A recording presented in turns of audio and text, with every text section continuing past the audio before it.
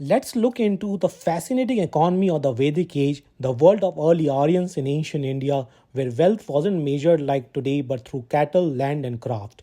We will break down into two major phases: the early Vedic period, roughly 1500 to 1000 BCE, and later Vedic period around 1000 to 600 BCE. In the early Vedic phases, life was mostly pastoral. People depend on cattle herding as the main economic activity.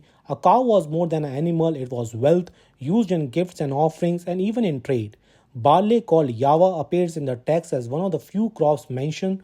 Although agriculture existed, it was quite basic. The plough was wooden and the cultivation was largely rain fed.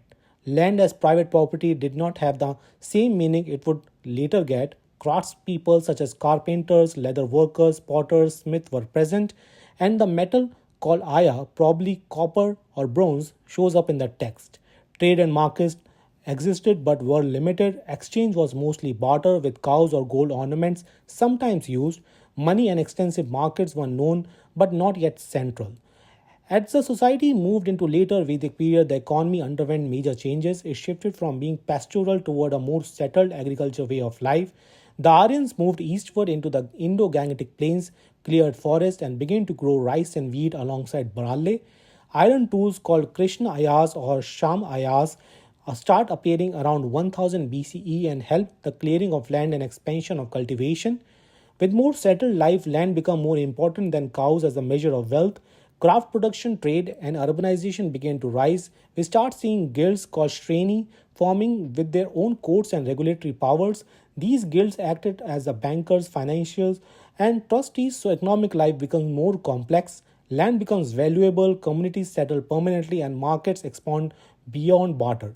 In the later Vedic economy, while coins in our modern sense weren't widely used, exchange becomes more diversified. There are references to gold ornaments like Nishka and increasing craft production and trade networks. The emerging of guild signals specialization in organized production. Craftspeople no longer simply produce for local use but for trade, and merchants begin to gain distinct identity, for example, the Shrestins.